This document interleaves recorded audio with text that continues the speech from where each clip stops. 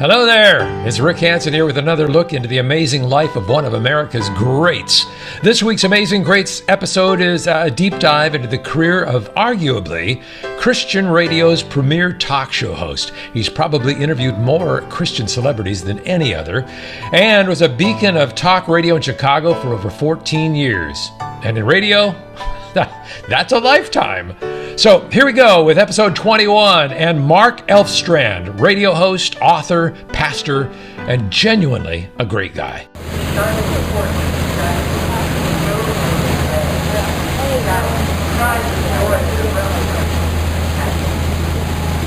Well, it's Sunday, and here we are at Liberty Island, and you can see right behind me, we got some statue. And the great thing about it is you don't have to pay much to come out here. Well, okay, you actually have to pay about $14 a person just to get on the boat to come out here. And then, well, I mean, if you want audio to actually listen to what you're looking at out here, then you got to pay about another $7. Well, and then of course there's the hot dogs and the stuff you get before you get on the boat, and that'll cost you about another $15 to $20. So I don't know. Maybe liberty and freedom just isn't that big of a thing out here. Well, actually, liberty is, and that's why we're here. Today, my pleasure to have an opportunity to talk with a gentleman who is usually on the other side of the table, usually the interviewer, not the interviewee, because he's done interviews for the last 40 years in talk radio, a tremendous broadcast career. And I want to, first of all, just touch on some of the locations you've been in. Physically, you've been in Sacramento, Dallas, Pittsburgh, a lot of time in Chicago. You've been in secular radio. You've been in Christian radio. And so, Mark, I knew I was going to mess up your last name, Elfstrand. Yeah, it's really easy, like a little elf, a Christmas elf, and a strand of hair. There you go. Elfstrand. I got it. Okay. Such a pleasure to be with you. And I, to be honest, a little bit intimidated because you're the guy that's the interview master.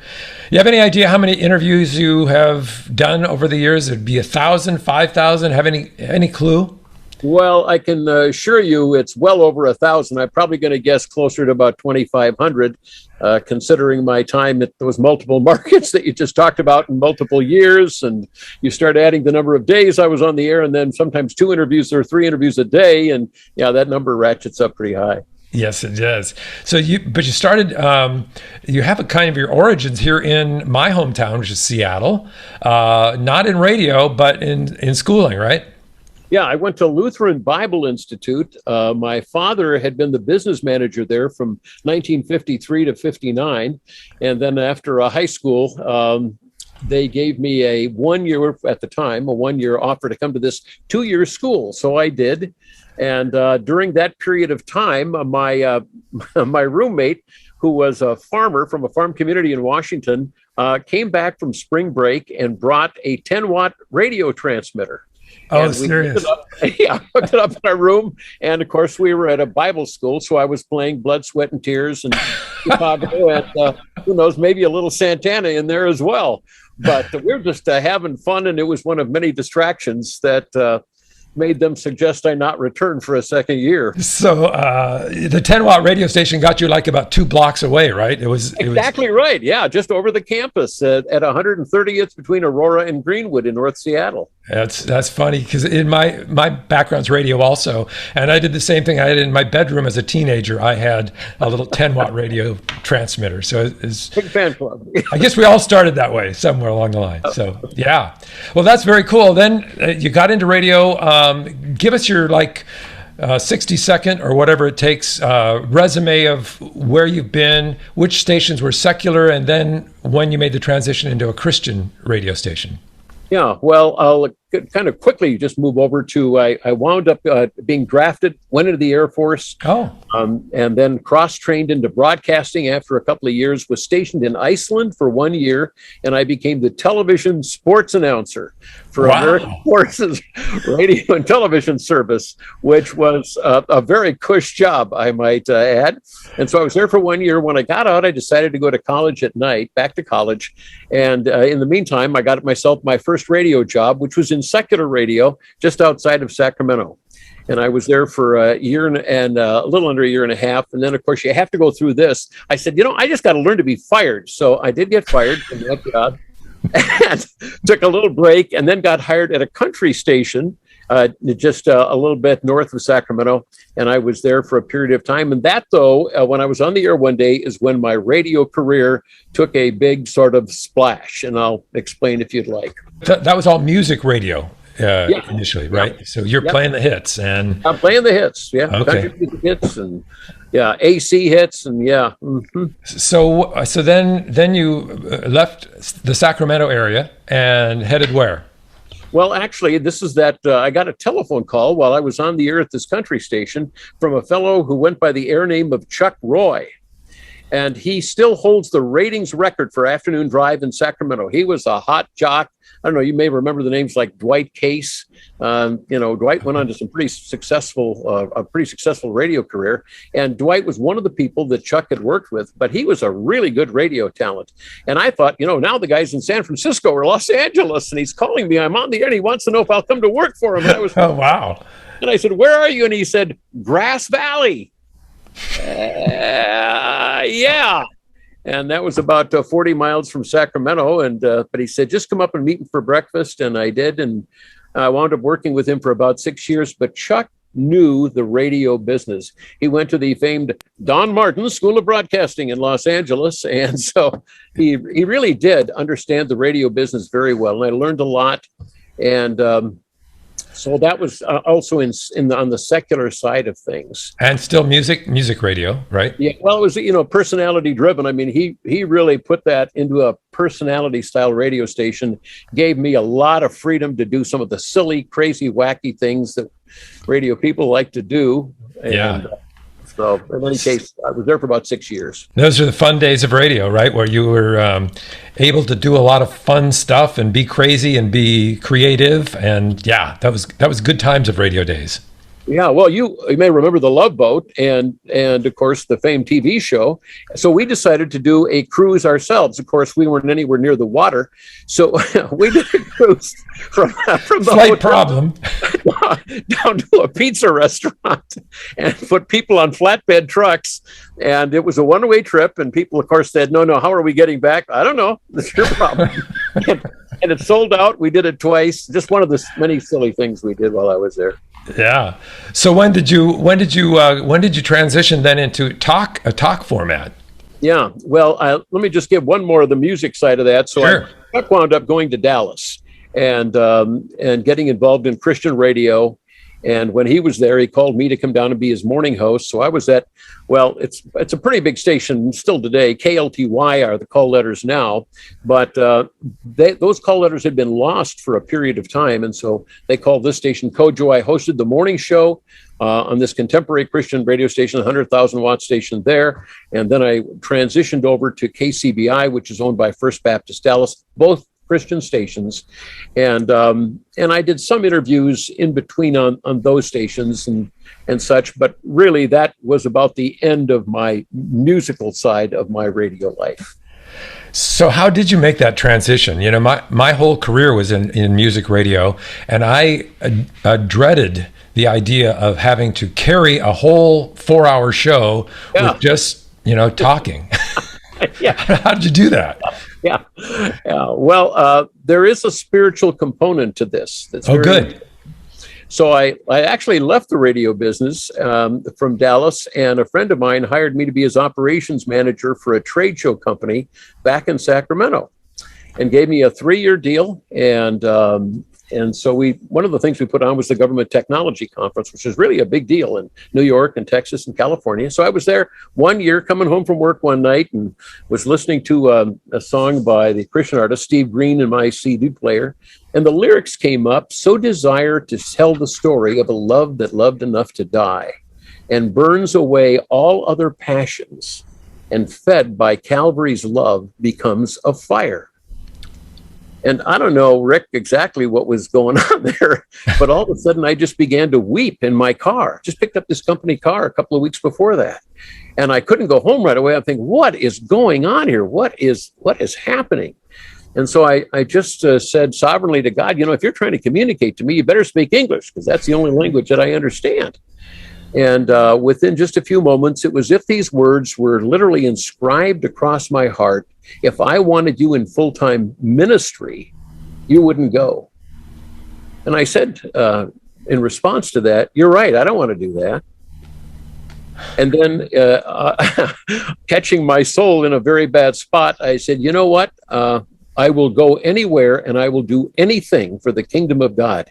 But if you want me somewhere else, you're going to have to get me there. And about a week later, my friend Chuck, who again I'd been with in Grass Valley, then in Dallas, had been hired by Salem in Pittsburgh and called me and said, I know you got a great deal there, Mark, but I need a talk show host. Whoa. Said, would you just start the conversation with Salem and see where it goes? And so I did, and then they flew me down at some point to Camarillo, and I met with Ed Atzinger, the head of Salem and such, and they decided to hire me. And so I moved to Pittsburgh and was there for 7 years, and that was the start of my talk show life. Wow. So and so your whole talk show career has been a Christian talk show career, right? You didn't do a secular show. That is correct. Music, okay. Secular, more secular music, but Christian talk show, right? Yeah. So tell a guy who was totally intimidated by the idea of being a talk show host, how that went. I still have nightmares about dead air. Yeah. What if I can't think of something to say? What if my record doesn't start? Did you go through any of that? Actually, no. And the reason is that it is about prep. And to that degree, I always went in with plenty of things stacked up. Now, I will admit to you that while in Sacramento doing that trade show, I used to listen to this very mediocre talent doing talk radio with something like Limbaugh. Oh, no. So I heard him for a year and a half before I moved to Pittsburgh. And of course, he had been in Sacramento, interestingly enough. And so I kind of had a feel for the way that, that he put things together. But there's nothing like doing it yourself, as you probably know. But when a combination of guests, when you start having guests, you realize, well, I know how to interview people. I've done that before. And then I would go in with a stack of things that I knew that I would be interested in talking about. The downside of my being in talk radio at the beginning was there was no internet. Oh. Unlike today, where I could pull up all kinds of things to talk about.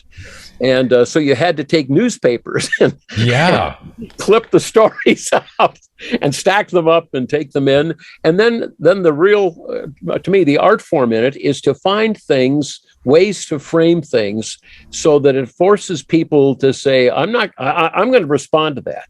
I don't like that, or I'm going to, so you have to create the tension that is necessary for talk radio to exist. And that is the case in Christian talk radio as well as secular, huh? Yeah, it definitely is. And sometimes on spiritual topics, sometimes just on what's happening in the world. So even with, the situation in Afghanistan, which has been, very much in the news, and we're taking in families from Afghanistan, how well are they vetted? Would you be willing to do this? What would be your concerns about this? I mean, there's some dynamics to that you could begin to flesh out pretty easily and get people to call in. Absolutely. Talk radio is all about that compelling factor. Right. How do you keep it compelling? How do you keep them hanging in there and responding? Because the other fear I would have is nobody calls. You're talking along and you don't get a phone call. Yeah. So you're wondering, A, is anybody listening? And B, am I just not hitting the right chord here? Yeah. And it can be be a little bit of both. I mean, it's not that nobody's listening. It's just that they're not connecting necessarily, or they're not. I'm going to listen to you for a while. You'll start out with an opening of 3 to 4 or 5 minutes of setting your tone, maybe some longer than that, and just give your personal views on something, and they're listening to you. And maybe they're not ready to engage as of yet. So you say, well, let's talk about this. Phone lines are now open, and nobody calls right away. But all it usually takes is 1 or 2, and then you can start to wipe the sweat off your brow. So it's a challenge every minute of the day. As long as you're on the air, you got to have something going on. Right.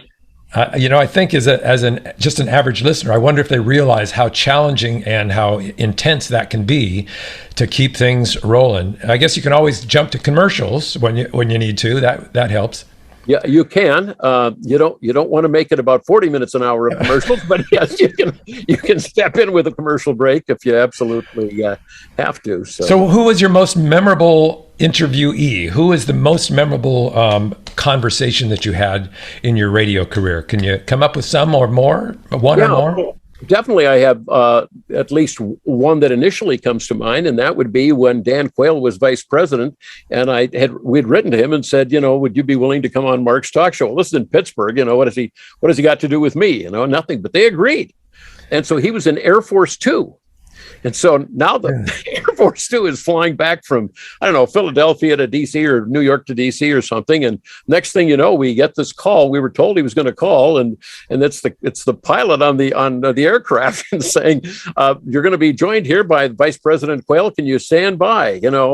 Yeah. How long is it going to take, though? I didn't say that, but I mean, And so you're just kind of babbling on for the moment, and then the next thing you hear is Mark, Dan Quayle.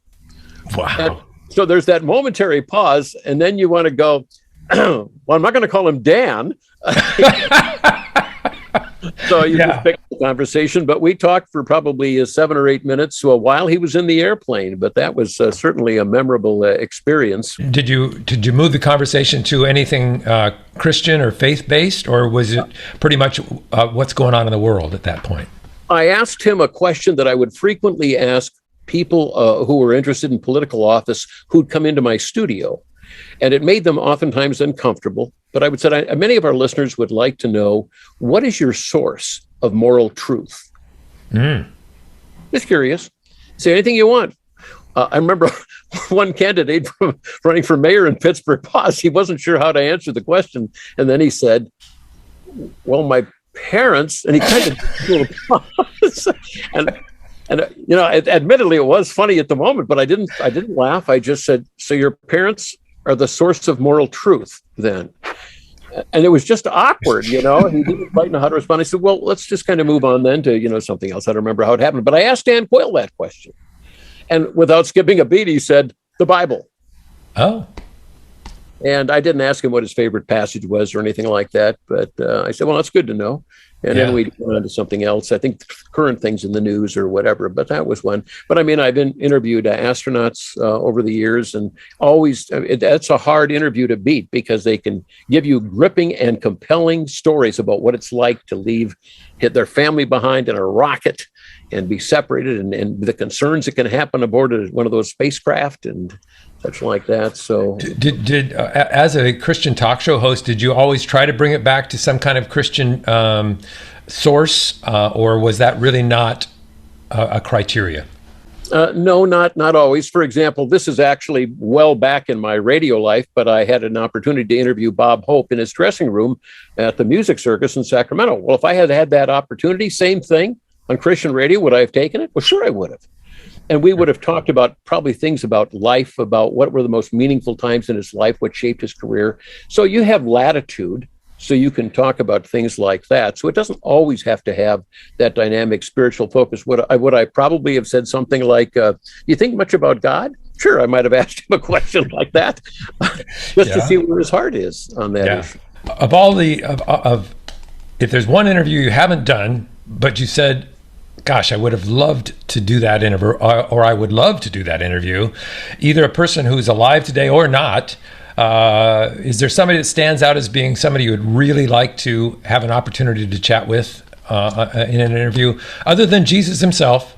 Who would you say? No, I actually have thought about that question. It's difficult because there are individuals like a Ronald Reagan that to me would have been very interesting for me just to connect with, because I remember seeing him movies earlier on, and then I lived in California for many years, and the political transition, and then being almost assassinated.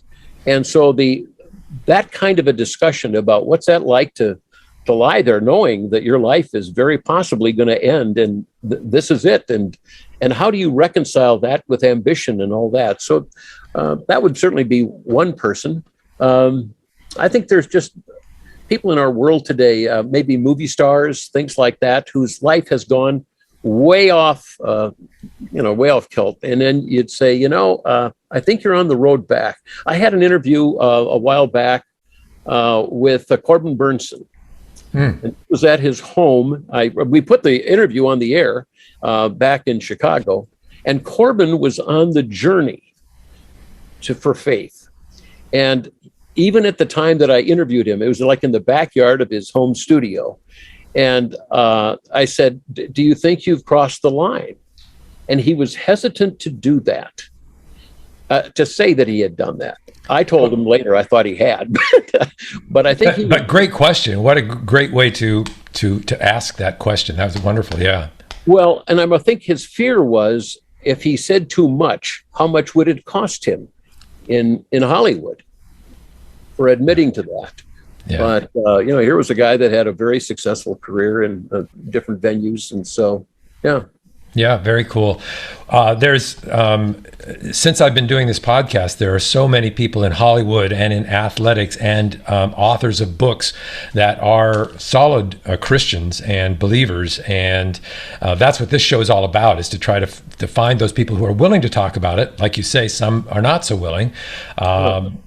But that's what we're all about here, and trying to find them, trying to get a hold of them is always the challenge. But so you were with Moody Radio for the longest period of your radio career. That was like 14 years, right?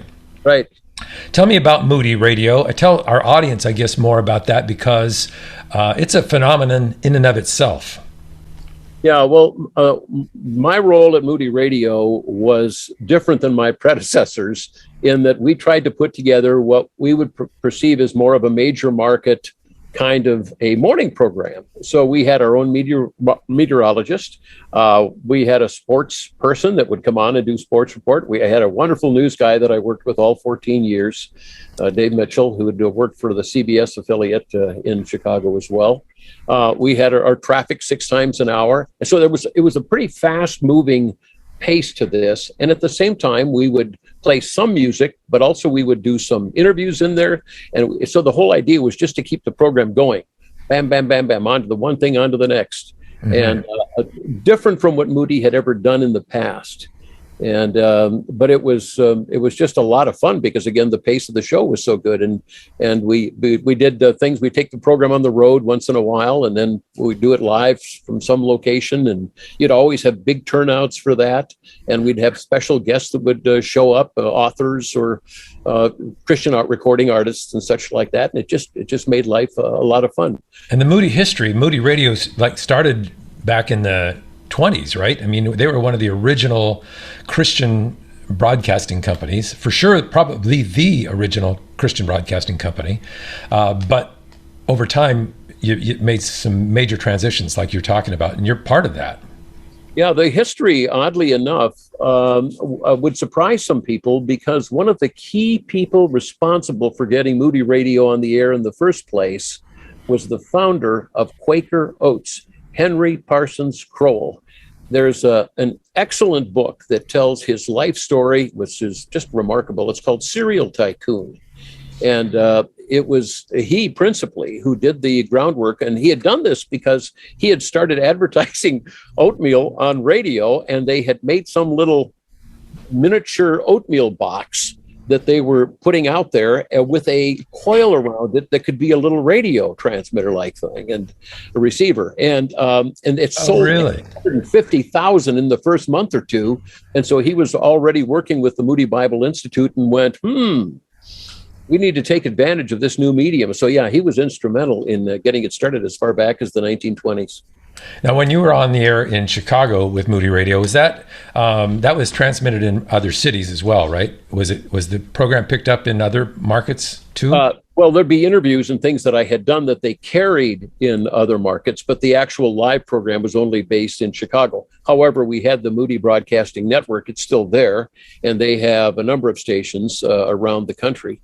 And then they have a number of satellites and satellators and things like that carry their programming. Yeah, I have a buddy that just went to work in Chattanooga for the Moody station there. Oh, yeah. Mm-hmm. He's part of the morning show, Tom and Tabby in the morning. So, and he's loving it. He's absolutely loving it. Young man. So, well, I hope our work in Chicago did some good in establishing a trend for that. My producer that I hired out of Minnesota several years ago, Brian Dolan, is now the co-host at the morning show for Moody in Cleveland.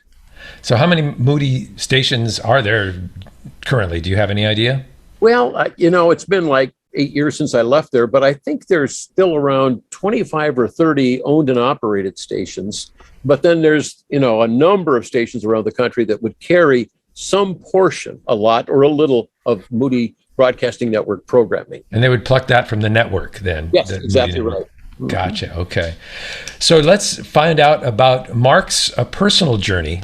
Were you a Christian from day one, or come from a family of Christians? How did you find Jesus? Well, I did kind of start with a good foundation, so to speak. My father, as I mentioned, worked at Lutheran Bible Institute. So even from my earliest days, I would have been told Bible stories, and we would have had that for our family devotions and such. And so that kind of progressed into my growing up years. We were always involved in church in some capacity.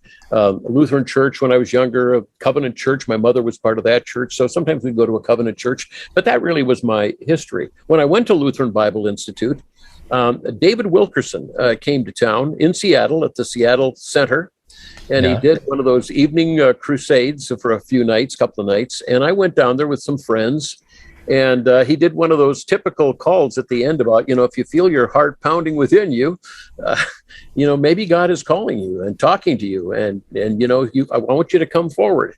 And so here there are thousands of people in the Seattle Center, but I did get out of my seat, and I just felt God was talking to me. And so I went forward. And wouldn't you know, I wound up like first at the stage. And so he puts this microphone in my face. So what are you doing here, young man? So I stumbled out something amidst my emotional outburst at the time. But that was, I think, the more of a personal embrace. You can be raised in a family that teaches something. You can walk away from it. You can say, I don't want anything to do with this. Or on the other hand, at some point realize that it's got to become yours. Not your parents, but yours. And in my life, I saw that as a key moment that happened in my life. And then throughout the course of the next several years, my faith developed in various ways. When I was in the Air Force, I participated in the base chapel and was in some leadership things while doing that and so forth. And then I served as a deacon at my church in Grass Valley, and I've served as an elder at our church here. So those are some leadership positions. But the most important spiritual development in my life really happened after I met a person in Grass Valley, California. His name is Glenn Murray. And Glenn has worked over the years. He was in commercial real estate, but really never took a deep interest in it. His real interest was in helping people come to learn how to follow Jesus. And he got involved with the National Prayer Breakfast and the ministry of the National Prayer Breakfast, and of course their governor's prayer breakfast. And if anybody really knows the history of the National Prayer Breakfast, they would know that a Norwegian pastor named Abraham Verady got this all started when he was working out of Seattle, Washington, many years ago. Wow. So anyway, Glenn got me educated about a different way of talking about Jesus, and to recognize that there are many people who say they follow Jesus, but then when you ask them really what that's like or what it means to be a disciple, you get a lot of different answers. And if you ask pastors, how many people in your church do you think are authentically following Jesus? That number gets fairly low. Even pastors will tell you that. Mm-hmm. So we're obviously missing something. And perhaps that's what shows up in our culture sometimes when we just don't see the witness of Christ out there properly. Anyway, Glenn introduced me to the idea of meeting together with some business people, several who were not people who were followers of Jesus or even interested in Jesus, and start meeting once a week for a breakfast. And we would meet in the spirit of Jesus. And dancing around a little bit there, but yes. Right. Yeah. One of the guys asked Glenn one time, what the H does that mean? Yeah. But if you actually think about it, you'd say, well, what is your impression of Jesus? Well, I know he's a good teacher. He was a good man. Well, actually, he had a lot of remarkable things to teach, and we're going to take a look at what that means, what he said, and see if what you agree with and what you don't. And so it was really a very safe environment for guys to come really and build friendships, have breakfast together, build friendships. And that was my first. I started another one of those groups in Dallas when I moved there. I started another one in Pittsburgh. We still have reunions today, usually in Myrtle Beach, And I mean, some of the friendships have just been deeply impactful to me through this. And so that kind of connected me to that particular world of reaching out to people. The second thing was when I got involved in men's ministry. And I learned a great deal through the process of connecting with Robert Lewis. You may have heard of him, the men's fraternity. Yep. And just how many men go through life and have never connected to the idea of manhood and have never been affirmed as a man. And so we held a retreat in the Naperville area, and Press Gillum, who's an author and a friend from Dallas, Texas, came, and I missed the final session. He actually asked the men in our room, most of whom were 35 to 50, if they would like to be affirmed into manhood. And if that never had happened for them, would they be willing to stand? He told me about this the next day, and I thought, you're nuts. You didn't do this, did you really? And I said, well, Press, what happened? He said, half the men in the room stood. Amazing. So there is really a tremendous need here for guys to be able to learn that following Jesus is a manhood thing, and that God wants to affirm us as men and in our role. And so I did a series at our church that a few years later called 10 Passions of a Man's Soul, and that became a book that Moody Publishers put out in 2005. Yeah, I was going to mention that because I looked at the book. I have not read the book. I didn't have a chance to get through it, but I will buy it and read it. But it looks like it's very interesting. So that's been out for a while and is available on Amazon, I know, because that's where I looked it up at. So that's great. Tell me about the flip side of, you've mentioned a couple of places in your life where Jesus showed up, where he was very visible and made significant impact on your life. What about the flip side of that? How about a challenge spiritually, a faith challenge, an unanswered prayer?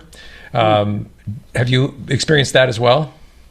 Yeah, the deepest one happened when I mentioned to you that my father, when I was in Montana, that's where I graduated from high school. My dad was there for 2.5 years.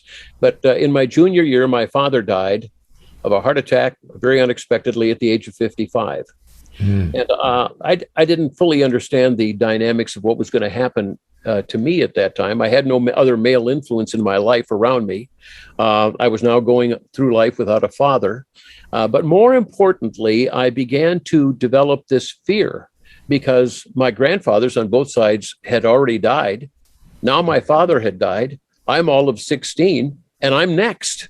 And this fear, this irrational fear, began to take hold in my life and was with me for really quite a number of years, to the point where I didn't want to go to a doctor's office because my father went to the doctor and he died at the doctor's office. Oh, seriously? And I began to be fearful. I didn't want to be around ambulances. I didn't want to be around just the medical thing, because everything brought back the memories of losing my father. And despite the fact that I was a man of faith and I didn't question that there was eternal life and so on, I was having an incredible time getting past the emotions. And that really developed into some panic attacks that I had for several years. I don't have many more, but I did for several years. And there was really a very, very challenging period of time. So then in 2005, I go to the eye doctor and they tell me that I'm probably diabetic. They could see it in my eyes. So I finally had to just and went to the doctor and got that checked out. And then he said, Mark, there's something in your neck here I don't like. And that started me on a path of about 2.5 months of tests. My cardiologist, I didn't ever want to hear that word. Now I'm sitting in front of one. He said, I don't like it, Mark. You look healthy, but something's not right. And so about 3 weeks later, they did an angiogram. and called my wife in to look at it and said, "You see where the flow is supposed to go? There's nothing going." And we had quintuple bypass surgery at the age of 53. And I was terrified of what this was. It was like the very thing you would dread all your life, knowing that my father, what had happened to him. And yet God brought me safely through that and used that experience. But I mean, I remember about 4 weeks before that angiogram, I was at Moody, got off the air, and this great dread, great fear just overwhelmed me. And I was walking through the bowels of the Institute going, I don't even know what to do. I am so out of it right now. And how will I get through this? And yet I had friends who prayed for me and helped me walk through it. And I remember one thing one of my best friends, Ray Carmichael, said. He said, Mark, now isn't the time for you to show off your faith. Now is the time for you to just trust the rest of us who are putting our faith in God, that he's going to take care of you.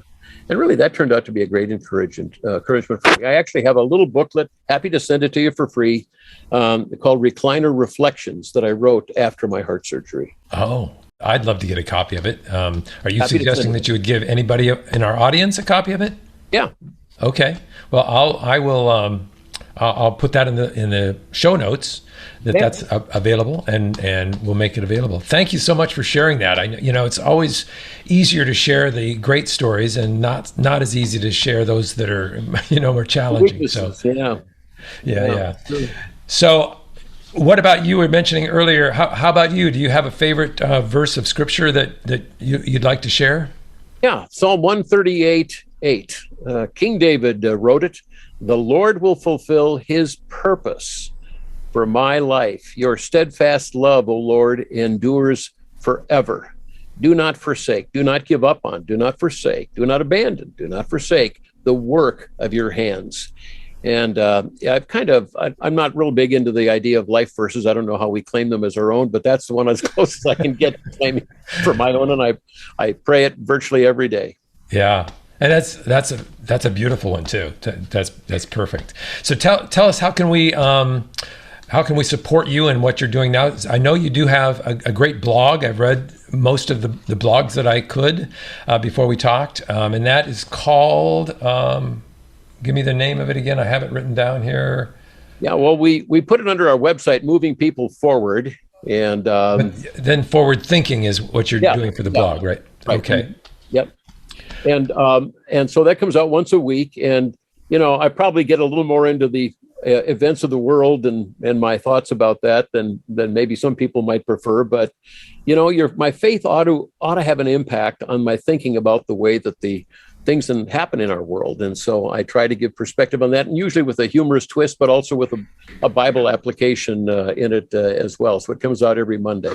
Yeah, and you shouldn't be able to separate the two. I mean, your spiritual life and the world really ought to be one, and that's exactly what you're doing. So, well, thank you, Mark. Thank you so much for your time. And how can we support you other than buying the book and maybe getting the pamphlets you're going to offer up? Are there other things that we should be following? I occasionally still speak at retreats for men.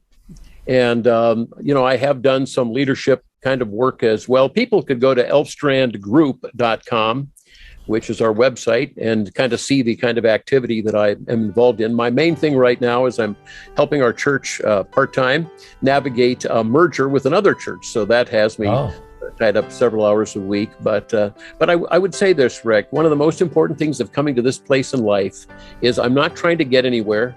I'm not trying to impress anybody. I'm not trying to win any big awards.